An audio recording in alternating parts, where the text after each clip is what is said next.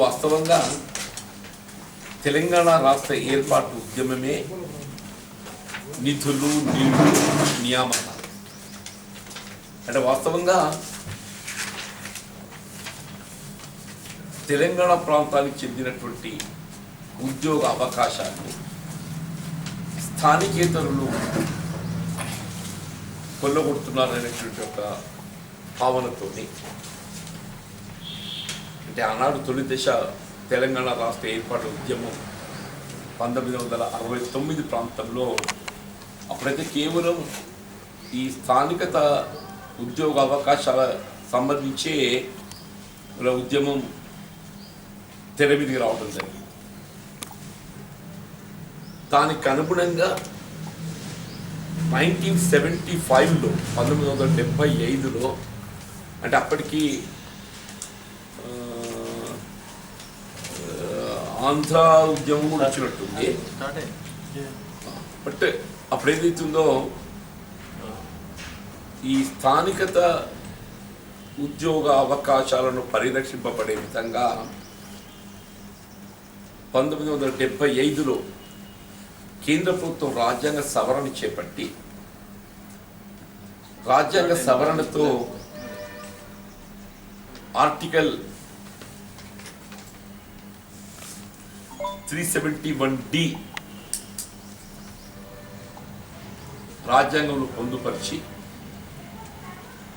జిల్లా స్థాయి ఉద్యోగాలు జిల్లా స్థాయి స్థానికతతోని, జోనల్ స్థాయి ఉద్యోగాలు జోనల్ స్థాయి స్థానికతతోని ఈ విధంగా ఏదైతుందో ఆర్టికల్ 371D పొందుపరిచి దానికి అనుగుణంగా ఉమ్మడి రాష్ట్రంలో స్థానిక ప్రాతిపదికన ఉద్యోగ అవకాశాలు కల్పింపబడటము, తదుపరి 371Dకి అనుగుణంగా 6 పాయింట్ ఫార్ములా తెర మీదకి రావటం, 6 పాయింట్ ఫార్ములా కోడ్ ఏదైతుందో ఇంకెక్కడైనా లొసుగులు ఏర్పడుతుంటే వాటిని సరి చేయడానికి 67 జీవో కూడా తెర మీదకి వచ్చింది. ఇలా ఆర్టికల్ 371D దానికి అనుగుణంగా 6 పాయింట్ ఫార్ములా, దానికి అనుగుణంగా 67 జీవో, ఇవన్నీ కూడా కేవలం స్థానిక ప్రాతిపదికన ఉద్యోగ అవకాశాలు కల్పింపబడమే ప్రధాన లక్ష్యంగా ఇవన్నీ ఏర్పాటు కాబట్టి ఇప్పుడు తదుపరి మరిదశ ఉద్యమం కూడా కొన్ని పేర్కొన్న నిధులు నీళ్లు ఏ విధంగా పేర్కొనడం జరిగిందో నియామకాలు ప్రధాన పాత్ర పోషించింది. మరి ఈ నియామకాల్లో అంటే మన ప్రాంత సంబంధించిన ఉద్యోగాలు వేరే ప్రాంతం వాళ్ళు ఇంకా కాజేస్తున్న ఒక భావనతోని ఎప్పుడైతే హైదరాబాద్ ఫ్రీ జోన్ అనే అంశం తెర మీదకి వచ్చిందో, Hyderabad it's not free zone, part of Telangana 4th zone. Hyderabad is not free zone, it's a part of Telangana 4th zone. వీళ్ళ మళ్ళీ దశ ఉద్యమం బలోపేతం కావటం, సరే యూపీఏ ప్రభుత్వం ఏదైతున్నదో వీళ్ళ విద్యార్థులు నిరుద్యోగ యువతలో కొనసాగుతున్నటువంటి ఒక అన్రెస్ట్, ఈ ఆత్మత్యాగాలు బలిదానాలకు ముగింపు పలకాలనే ఒక భావనతోని తెలంగాణ రాష్ట్రం ఏర్పాటు కాబడటం, ఇవన్నీ మనం ముందున్నటువంటి ఒక సంఘటన. వీళ్ళ దురదృష్టం ఏంటంటే ఏ స్థానికత ప్రాతిపదికన తెలంగాణ రాష్ట్ర ఏర్పాటు ఉద్యమం చేపట్టబడి తెలంగాణ రాష్ట్రాన్ని సాధించుకోవడం జరిగిందో వీళ్ళ ఆర్టికల్ 371Dకి విఘాతం కలిగే విధంగా, ఆర్టికల్ 371Dకి సంబంధం లేకుండా, అసలు స్థానికతను పరిగణలోకి తీసుకోకుండా వీళ్ళ నూతన జిల్లాల ఏర్పాటు అనేది ఏదైతున్నదో ఇది పాలనా సౌలభ్యం కొరకు ఏర్పాటు కాబడడం జరిగింది. అంతేగాని ఏదైతుందో ఉద్యోగస్తుల్లో ఉపాధ్యాయుల్లో గందరగోళం సృష్టించడానికి కాదు. ఇవాళ మీరు ఏదైతుందో ప్రతి ఉద్యోగస్తుడు ఇవాళ వారి వారి స్థానిక ప్రాతిపదికన నియామకం పొందాడు. ఇవాళ ఉద్యోగాల్లో కొనసాగుతున్నటువంటి ప్రభుత్వ ఉద్యోగస్తులే కానీ ఉపాధ్యాయులే కానీ వారు ఉద్యోగం పొందిన నాడు ఏదైతున్నదో కేవలం వారి స్థానిక ప్రాతిపదికన మాత్రమే ఉద్యోగం పొందిండు. దట్ ఈస్ రిజిస్టర్డ్, మన సర్వీస్ బుక్లో అది నమోదు కాబడుతుంది. మరి స్థానికత ఎక్కడ అనేది ఇలా స్థానికతను పరిగణలోకి తీసుకోకుండా ఆనాడు ఏదైతుందో జగిత్యాల స్థానికతతోని ఉమ్మడి కరీంనగర్ జిల్లాలో ఉద్యోగం పొందినప్పటికీ అతడు జగిత్యాల జిల్లా వాస్తవుడు అందులో నమోదు చేయబడుతుంది. సిరిసిల్ల జిల్లా వాడికి ఏదైతుందో సర్వీస్ బుక్లో సిరిసిల్ల జిల్లా వాస్తవుడు నమోదు చేయబడుతుంది. పెద్దపల్లి జిల్లా వాడికి ఏదైతుందో పెద్దపల్లి స్థానికత వాడుగా ఏదైతుందో అందులో నమోదు చేయబడుతుంది. అట్లే భూపాలపల్లి కానీ పార్ట్ ఆఫ్ సిద్దిపేట కానీ అక్కడ వారి వారి స్థానికత అందులో నమోదు చేయబడుతుంది. కానీ ఇప్పుడు ఏమైపోయిందంటే వారు నియామకం పొందినాడు ఏ స్థానికత ప్రాతిపదికన నియామకం పొందడం జరిగిందో దాన్ని పరిగణలోకి తీసుకోకుండా కేవలం సీనియారిటీ ప్రాతిపదికన ఏదైతే వాళ్ళ కేటాయింపు చేయడం జరుగుతుందో ఈ సీనియారిటీ ప్రాతిపదికన కేటాయింపు చేయబడడంతో అసలు స్థానికతకు గుర్తింపు లేకుండా పోతుంది. స్థానికతకు గుర్తింపు లేకపోవడంతో ఏదైతుందో అసలు తెలంగాణ రాష్ట్ర ఏర్పాటు లక్ష్యమే నీరు కాదు. బేసిక్ ఇక్కడ తెలంగాణ రాష్ట్ర ఏర్పాటు లక్ష్యం స్థానికత, ఆ లక్ష్యమే నీరు కారుతుందని చెప్పంటుంది. ఇలా article 371D still it is in existence. Article 371D ఏదైతుందో తెలంగాణ ప్రాంతానికి సంబంధించి ఉమ్మడి రాష్ట్రంలో మరి అమలు తలపెట్టినటువంటి ఒక article 371D still it is in enforce. దానికి విఘాతం కలిగించేటువంటి యొక్క ఉత్తర్వులు ఏవి జారీ చేయబడ్డా అది చట్టం దృష్టిలో నిలువయ్యేది. చట్టం దృష్టిలో నిలువయ్యేది. అది కేవలం నిలువకపోవటమే కాకుండా ఉద్యోగస్తులకు ఏదైతుందో అది విఘాతం కలిగిస్తుందని చెప్పంటారు. ఇప్పుడు సీనియారిటీ ప్రాతిపదికన అనే వరకు ఏమవుతుంది అంటే ఎక్కువ శాతం కరీంనగర్ కోరుకుంటారు. ఫర్ ఎగ్జాంపుల్ అంటే కరీంనగర్ ఏదైతుందో సౌకర్యాలు మేరకు ఉంటాయి అనే భావన కావచ్చు, కరీంనగర్ కోరుకుంటారు. వీళ్ళు మొత్తం కరీంనగర్ అంతా సీనియర్స్ నిండిపోతారు. జూనియర్స్ అందరూ ఏమైపోతారు మరి ఇతర జిల్లాలకు కేటాయింపు చేయబడతారు. అంటే కరీంనగర్ స్థానికుడు ఏదైతుందో వాడు జూనియర్ కావడంతో ఆడవాడి నియామకం పొందలేకపోతాడు. వీళ్ళు జూనియర్స్ ఎక్కడైతే కేటాయింపు చేయబడతాడో వీడు సమీప భవిష్యత్తులో వీడు రిటైర్డ్ అయ్యే అవకాశం ఉండదు. సీనియర్స్ ఎట్లయితే రిటైర్డ్ అవుతారో త్వరితగతిన వాళ్ళు 5 ఏళ్ళు 10 ఏళ్ళకి రిటైర్డ్ అవుతే జూనియర్స్ ఏదైతుందో వీడు 20 ఏళ్ళు 30 ఏళ్ళకి రిటైర్డ్ కాదు. వీళ్ళు జూనియర్స్ అతి తక్కువ వచ్చిన జిల్లాలకు తొందర నియామకాలు వస్తాయి. జూనియర్స్ ఎక్కువ వచ్చిన జిల్లాలకు సమీప భవిష్యత్తులో ఆడ నియామకాలు పొందే అవకాశం ఉండదు అని చెప్పంటున్నాను. అంటే ఇవన్నీ ఆర్టికల్ 371Dకు విఘాతం కలిగిస్తుందని చెప్పంటున్నాను. వీళ్ళు ఏ ఉద్యోగస్తులు ఎక్కడ పడుతున్నా కూడా వీళ్ళు తెలియని అయోమయమైపోయిందని చెప్పంటున్నాయి. ఈ ముఖ్యమంత్రి గారు ఆయన ఉద్యమ నాయకుడిగా ఏదైతుందో స్థానికతను పరిరక్షింపబడేటువంటి ఒక బాధ్యత ఆయన మీద ఎక్కువ ఉంటుందని చెప్పంటున్నా. కరీంనగర్ జిల్లా 7 జిల్లాలుగా విభజించబడడం జరిగిందో మన ఉమ్మడి కరీంనగర్ జిల్లా 4 జోన్లలో పెట్టిండ్రు. జగిత్యాల పట్టుకపోయి బాసర జోను, సిరిసిల్ల కరీంనగర్ ఏదైతుందో సిరిసిల్ల రాజన్న జోను, పెద్దపల్లి పట్టుకపోయి కాళేశ్వరం జోను, ఈ పార్ట్ ఆఫ్ హన్మగూడ పట్టుకపోయి భద్రాద్రి జోను. ఎక్కడి కథ నాయనా? ఒక జిల్లా ఒక జోన్లో ఉండవలసిన ప్రాంతాన్ని 4 జోన్లలో పెట్టింది. ఏసీకి ఏదైతుందో ఇలా రాష్ట్ర విభజనతోని 10 జిల్లాలు 33 జిల్లాలు అయింది. జోన్ల సంఖ్య పెంచుకోవాలి డెఫినెట్లీ, కాదనేది కాదు. నువ్వు 10 జోన్లను 10 ఉమ్మడి 10 జిల్లాలను జోన్గా చేయొచ్చు. ఒకటి కాదంటవా 10 ఎక్కువైతే అనుకుంటే 5 జోన్లు 2 జిల్లాలు కలిపి ఒకటి. ఇప్పుడు పాత ఉమ్మడి జిల్లాలను పరిగణన తీసుకుంటే 10 జోన్లు చేయవచ్చు. ఏముందన్న ఇప్పుడు జోగులాంబ ఒకటి చేసిండ్రు, ఇట్లా చూస్తే చార్మినార్ ఒకటి చేసిండ్రు. ఇప్పుడు ఆయన ఏం తక్కువ కాలేదు. వీడు ఇంకో 4 అదనంగా ఇస్తుండే కావచ్చు, అంతే కదనే. యాదాద్రి ఒకటి చేసిండ్రు. ఇప్పటికైనా 7 జోన్లు ఏమున్నట్టున్నాయి. 7 దగ్గర 3 జోన్లు అవుతుంది, 10 జోన్లు అవుతుండే. ఉమ్మడి జిల్లాకు ఒక జోన్ చేసినట్టయితే కాదు, ఉమ్మడి 2 జిల్లాలకు ఒక జోన్ చేస్తే 5 జోన్లు అవుతుండే. ఏదైనా ఉద్యోగస్తులకు ఏదైతుందో వారి నియామకము కేటాయింపు అనేది వాళ్ళని ఆందోళనకు గురి చేయొద్దు, వాళ్ళ ఆందోళనకు గురి చేయొద్దు అని చెప్పి అంటున్నా. నియమ నిబంధనలకు భిన్నంగా నియమ నిబంధనలు ఉల్లంఘిస్తూ నాకు ఆశ్చర్యం ఏంటంటే ఒకప్పుడు ఏదైతుందో ప్రభుత్వాలను ఉద్యోగ సంఘాలు డామినేట్ చేసేవి. ఉమ్మడి రాష్ట్రంలో ప్రభుత్వాలను ఉద్యోగ ఉపాధ్యాయ సంఘాలు డామినేట్ చేసేటి, అంటే వాళ్ళ యొక్క విధి విధానాల అమలుకు సంబంధించి. మరి అలా ఉద్యోగ ఉపాధ్యాయ సంఘాలు ఏమైనా కూడా అర్థం కావడం లేదని చెప్పి అంటున్నాయి. వీళ్ళు ఇంత తీవ్ర గందరగోళం నెలకొంటే వీళ్ళు ఉద్యోగ సంఘాల నాయకుడిగా శ్రీనివాస్ గౌడ్ గారు వీళ్ళ క్యాబినెట్లో మంత్రివర్గంలో ప్రాతినిధ్యం వహిస్తుంది. వీళ్ళ క్యాబినెట్లో మంత్రివర్గంలో ప్రాతినిధ్యం వహిస్తుంది. మరి ఆయన నోరు మెదుపుతలేడు. అసలు ఆయనకు ఇవన్నీ అవకతవకలు అసమంజసం కనబడటం లేదా?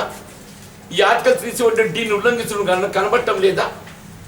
ప్రధానంగా ఏదైతే విద్యాశాఖ అనేది ఏదైతుందో వీళ్ళ కరోనా నేపథ్యం లోపల ఏదో మొత్తానికి దాన్ని అధిగమించి పాఠశాలలు నిర్వహణ కొనసాగుతున్నాయి. ఇది ఇవాళ ఏమైతుందో ఎవరికి తెలియని పరిస్థితి ఏర్పడని చెప్పి అంటుంది. ఉద్యోగస్తుల కేటాయింపుకు 371Dని పరిగణలోకి తీసుకోవాల్సినటువంటి అవసరం లేదన్నటువంటి ఒక ఆలోచన ముందుకు పోతున్నాయని, అది ఏందో నాకు అర్థం కాదు. ప్రతి ఉద్యోగస్తునికి నియామకంలో ఏదైతుందో స్థానికత అనేది స్పష్టంగా పేర్కొనబడి ఉంటుంది.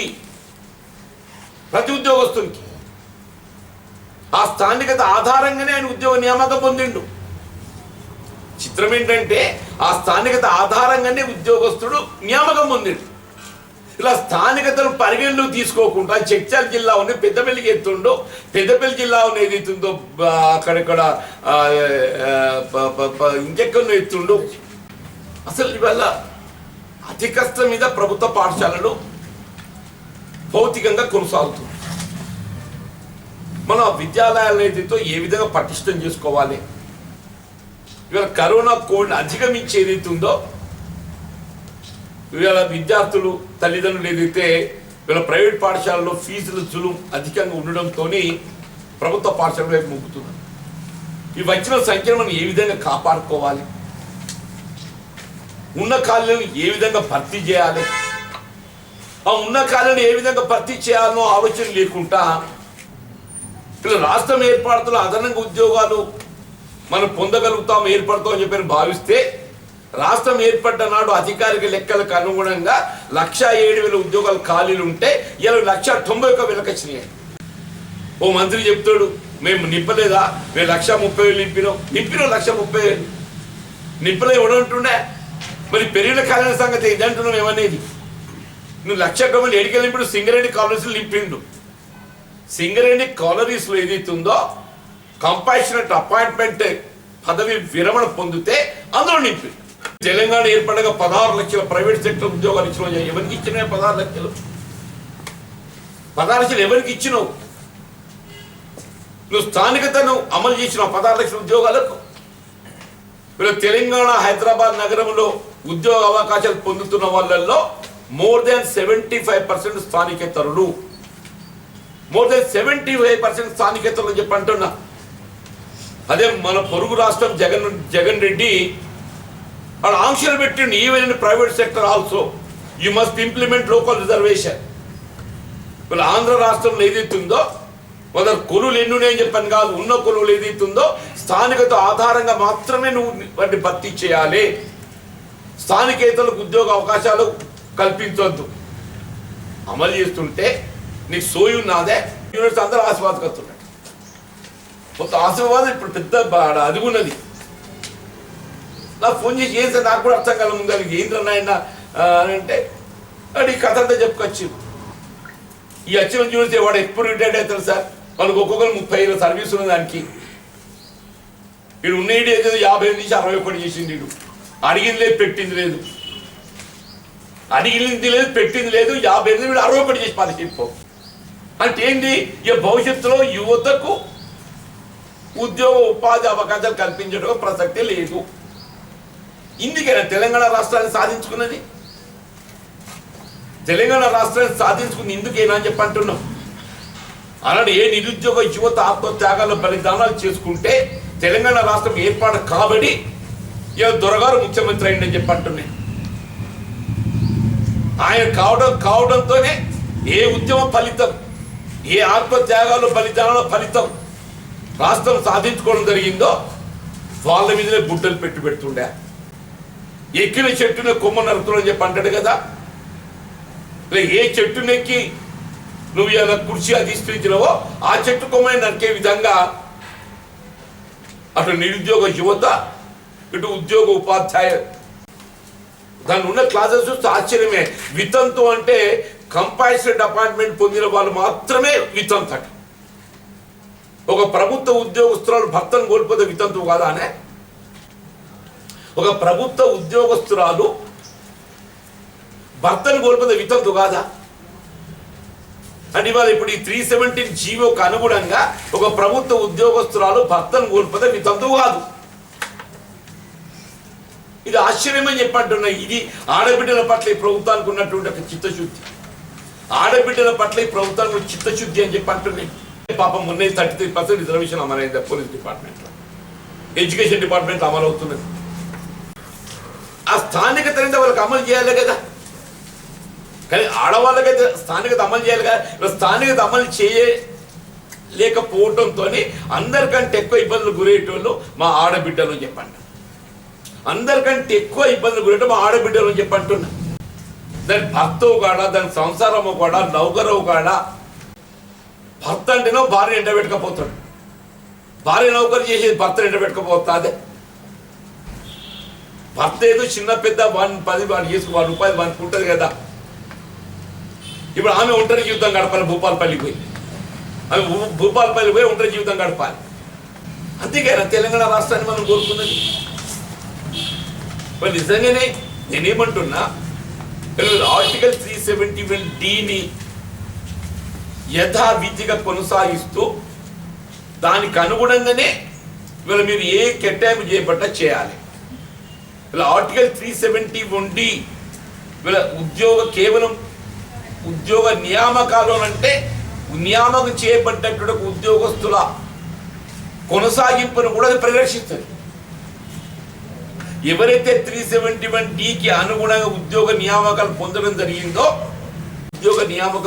జరిగిందో ఆయన పదవి విరమణ పొందేంత వరకు ఆ స్థానికత అనేది ఏదైతుందో 371(d) పరిరక్షిస్తుంది. 371(d) కేవలం నియామకం పొందేంత వరకే కాదు, నియామకం పొందడంతో పాటుగా ఏ 371(d) నిబంధనలకు అనుగుణంగా నియామకం పొందడం జరిగిందో ఆ ఉద్యోగము పదవి విరమణ పొందేంత వరకు ఏదైతుందో ఆ 371(d) ఆ ఉద్యోగస్తుని స్థానికతను పరిరక్షిస్తుంది. ఈ కనీస మౌలిక సిద్ధాంతం అనేది మరి మా ప్రభుత్వానికి అర్థం కాకపోవడం దురదృష్టకరమని చెప్పండి. ఇప్పటికైనా ఈ ఆందోళన తెలియజేయాలి, దీనికి ఒక ముగింపు పలకాలే. మీరు మలిదశ తెలంగాణ రాష్ట్ర ఏర్పాటు ఉద్యమానికి అడుగు వేయకుండా వీళ్ళ పాలన ఇదే విధంగా కొనసాగినట్లయితే ఇవాళ ఈ ఆందోళన మలిదశ తెలంగాణ రాష్ట్ర ఏర్పాటు ఉద్యమానికి దారి తీసే పరిస్థితులు ఏర్పడతామని చెప్పని హెచ్చరిస్తున్నామని చెప్పంటారు. ఆనాడు ప్రత్యేక తెలంగాణ రాష్ట్ర ఏర్పాటుకు ఉద్యమం చేపట్టబడితే ఇవాళ సాధించుకున్న తెలంగాణలో స్థానికత ప్రాతిపదికన ఉద్యోగ నియామకాలు హక్కులు పరిరక్షింపబడే విధంగా సామాజిక తెలంగాణ నిర్మాణం కొరకు ఏదైతుందో మలిదశ తెలంగాణ రాష్ట్ర ఏర్పాటు ఉద్యమానికి బాటలు వేయడం జరుగుతుందని చెప్పి హెచ్చరిస్తామని చెప్పండి. దానికి కేసీఆర్ జవాబుదారుడైపోతాడు. ఇప్పటికైనా విజ్ఞత ప్రదర్శించండి. ఈ 370 జీవోలు తక్షణమే ఉపసంహరింప చేయండి, దాని అమలు నిలిపివేయండి.